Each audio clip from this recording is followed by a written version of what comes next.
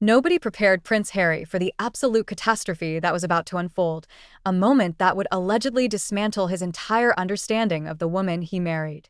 It wasn't his high-priced security teams sweeping the perimeter for physical threats. It wasn't the army of public relations handlers paid millions to curate their image, and it certainly wasn't Meghan herself who warned him. According to intense speculation and sources deeply embedded within the situation, the Duke of Sussex was completely and utterly blindsided.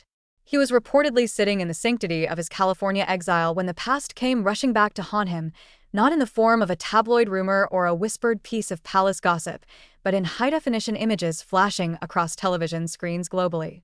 There was Piers Morgan, the man Harry and Meghan had effectively declared their arch-nemesis, seemingly wearing a smirk of vindication as he went live. But it wasn't just commentary this time. It was a visual dismantling of the Sussex fairy tale. The images allegedly being displayed hailed from Meghan's Soho House days, a chapter of her life that had been vaguely summarized but never fully examined by the prince. What Harry saw in those moments reportedly didn't just annoy him, it tore apart the fabric of the reality he had been aggressively selling to the world for years. This was entirely different from the usual media storms Harry had weathered. This wasn't an anonymous source making a vague, unverifiable claim about bullying or tiaras.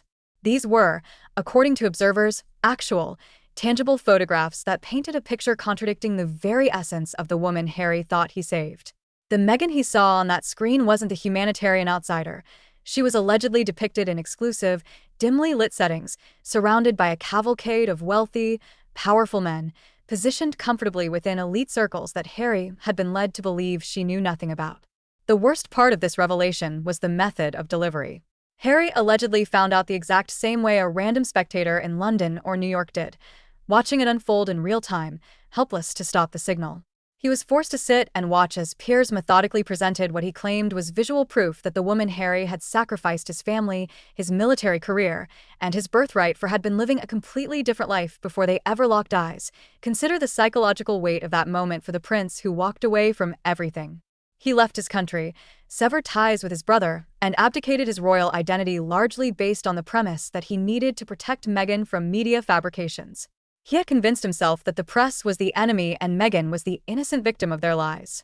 Yet here he was, staring at evidence suggesting that the biggest deception might not have come from the tabloids, but from inside his own marriage.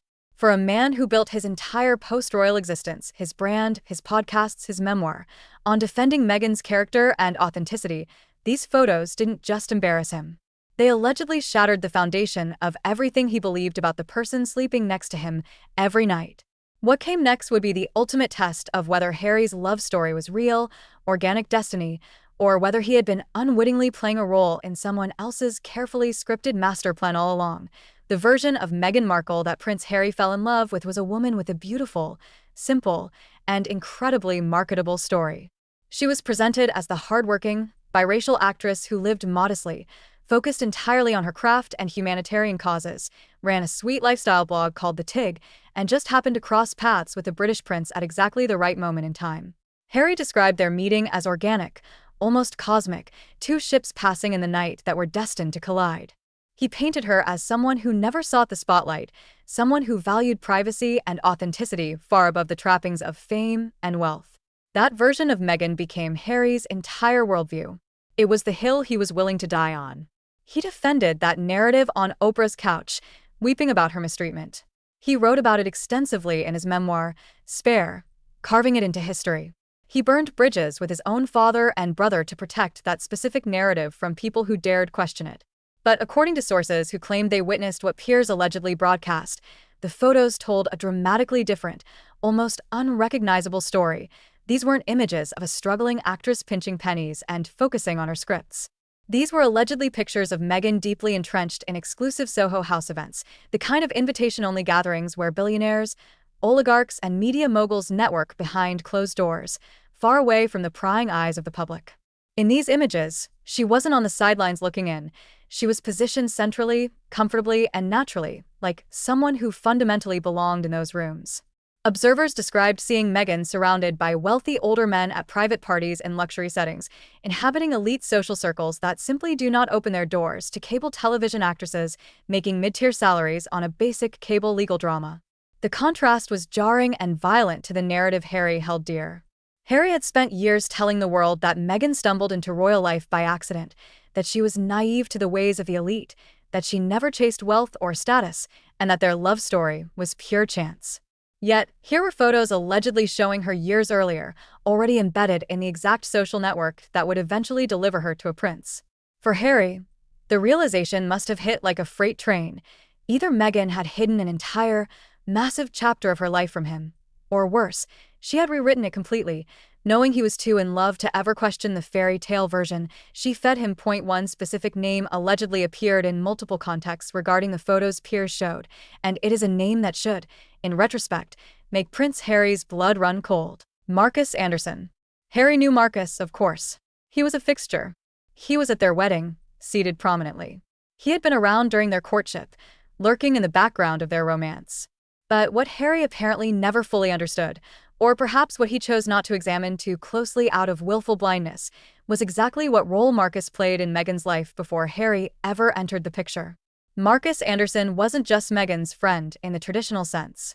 He was the global membership director of Soho House, the literal gatekeeper who decided which people gained access to one of the world's most exclusive private club networks. According to the alleged photos and years of documented evidence that is now resurfacing, Marcus didn't just know Meghan casually. He allegedly managed her access to elite circles across multiple continents, relocating from city to city as Meghan moved from Los Angeles to Toronto to New York to London. That is not normal friendship behavior. That is not how corporate executives with demanding global positions operate unless there is a strategic objective. Sources who have studied this relationship closely claim Marcus functioned more like a handler than a companion, strategically positioning Meghan in rooms where she could network with people far above her social and financial station. And here is the part that should absolutely devastate Harry as he connects the dots. Multiple reports and investigations have stated that Marcus Anderson was the person who introduced Meghan to Prince Harry in the first place. If that is true, it means Harry's entire love story, the organic meeting he has described as fate and destiny, was actually arranged by a Soho House executive whose job involved connecting rising social climbers with powerful men.